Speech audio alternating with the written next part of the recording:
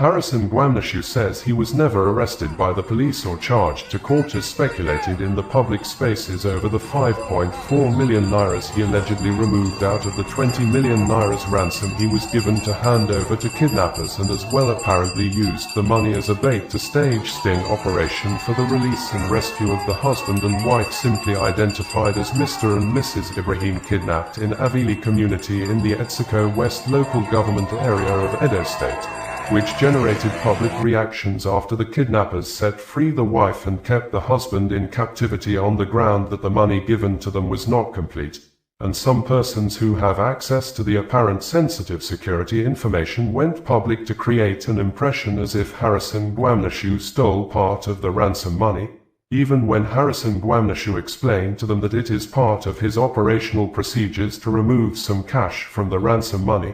His explanation apparently went on deaf ears, and people who may be best described as mischief makers took advantage of the issue to call Harrison Gwamnishu names and reopen his alleged past deeds in a prejudiced manner to cast aspersions on him, even when they knew that Harrison Gwamnishu has a long history with video evidences of assisting security operatives to rescue kidnapped victims, and in some cases, the total money paid as ransom are recovered and returned to the victims' families, and the sting operation usually leads to the killing and arrest of the suspected kidnappers. This, according to Harrison Gwamnishu in a statement he issued through his verified Facebook account some hours ago.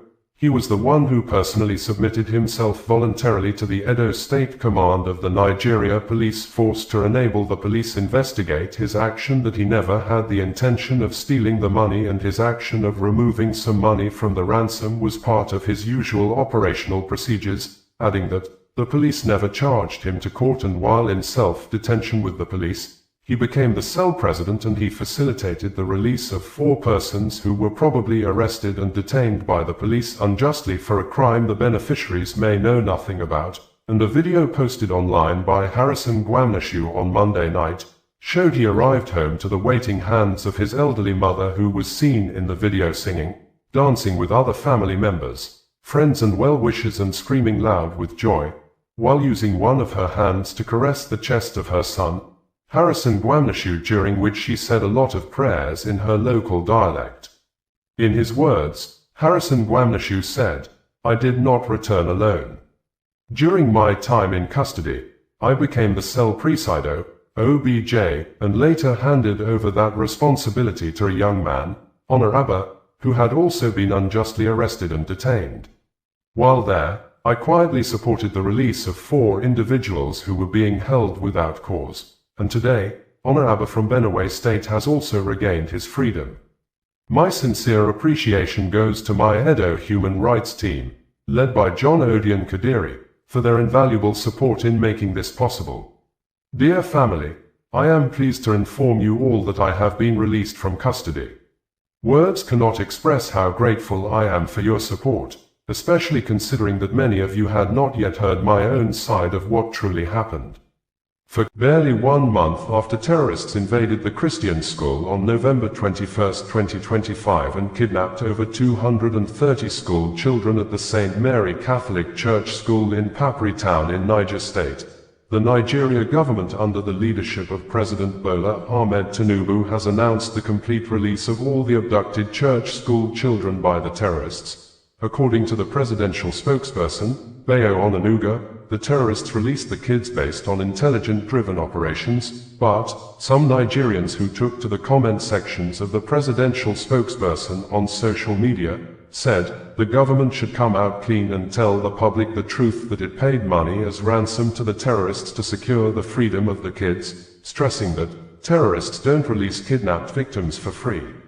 Bayo Onanuga, the presidential spokesperson, had said in a statement he issued and made available yesterday that the remaining 130 school children abducted by terrorists at St. Mary's Catholic School in Papri, Niger State, on November 21st, have now been released. They are expected to arrive in Minna on Monday and rejoin their parents for the Christmas celebration. 100 were released earlier by the terrorists, taking the total of freed students to 230. The freedom of the school children followed a military intelligence-driven operation.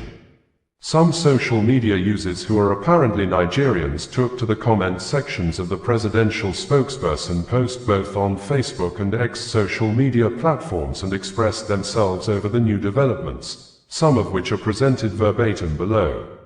Rilwan Ibrahim said, "Released not rescued. Kidnappers don't release captives for free. In all thank God for their lives." Femi Adeboye said, "So what happened to their abductors? Were they engaged in, the way they understand, or they were released after monetary negotiation? We thank God for the release of these children. At the same time, what happened to the abductors?" Akingbade Aganbiade said, "Military intelligence-driven operation. As how many bandits did they arrest?" Banki Alesh said, "A wheeler-dealer government of no direction will never say the truth. Only God knows how much ransom was paid from the hard-earned resources or borrowed funds of this country. No amount of propaganda or damage control. Nigerians becomes wiser every day with all your antics and they're ready for you come 2027. Ruska Oko said, "Sir, with all due respect, do the terrorists release them unconditionally or your government paid ransom?" Joke Megamixer stated, "The presidency celebrates a military intelligence-driven operation for the Papri release, yet says nothing about the fate of the abductors. In a functioning security system, the return of victims is only half the job. Without arrests or neutralized threats, this is not a rescue. It is a handover that comes at a cost that wasn't mentioned." The official account of the Papri release reads like a travel itinerary, not a security report. If this was indeed an intelligence-led operation, where are the suspects? Silence on the abductors' fate suggests a non-combative arrangement that leaves the kidnap industry intact. Increasing rates of mass shooting leading to mass murder in South Africa recorded another new figure on Sunday early morning in the Bekkersdal town near the southwestern part of Johannesburg in the Gauteng province when about 12 masked unknown gunmen invaded a public drinking, accommodation and relaxation spot known as Tavern, shooting into the pub and shot people as they sight them on the street while fleeing, leading to the killing of 9 persons as confirmed by the local authority, with additional 10 persons sustaining injuries. This occurred less than 3 weeks when gunmen stormed an illegal drinking establishment also known as Shebeen at a hostel in Salisville, west of Pretoria, wherein 12 people were killed, including a 3-year-old child, a 12-year-old boy, and a 16-year-old girl, and in 2024 alone, 26,232 murder cases representing more than 70 people killed per day in South Africa was reported by the South African Police Service, SAPS, and a non-governmental organization, the Democratic Alliance, DC had stated in its report earlier in the year that between January and March 2025, 5,727 people were murdered, representing an average of 62 people killed per day in 2025 first quarter, and 6,985 attempted murders were recorded, 75 per day. 43,776 assaults with intent to cause grievous bodily harm were reported, representing 475 per day. 10,688 people were raped, 116 per day. 4,571 kidnappings occurred, 49 per day. 11,111 common robberies and 35,374 commercial crimes were reported, representing 504 per day.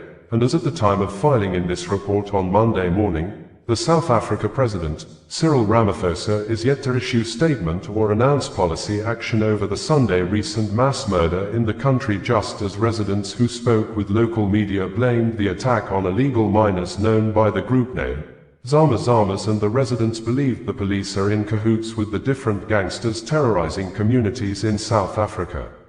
Local residents who spoke with local news media said that the mass murder in Bekkersdal occurred around 1 a.m. early morning night on Sunday, December 21st, with about 12 gunmen in a white van and silver sedan opened fire at the Quinoxalo Tavern in Bekkersdal, southwest of Johannesburg. A resident who spoke with Newsroom Africa Television said, "It is bad, my sister. The thing is, This has become a norm in this township. Young kids, tender kids as young as 2, 3 years old, when a gunshot sounds, they don't flinch. They would ask you, which direction does it come from? They're used to gunshots. Little kids. Now you can imagine how much about old people. What happened yesterday is a reflection of, I don't know how to put it, maybe, let me put it straight, a reflection of neglect by the police. Criminals, they do as they please here. These guns, they sound each Osazuwa Connected, bringing you the news in a more digital way.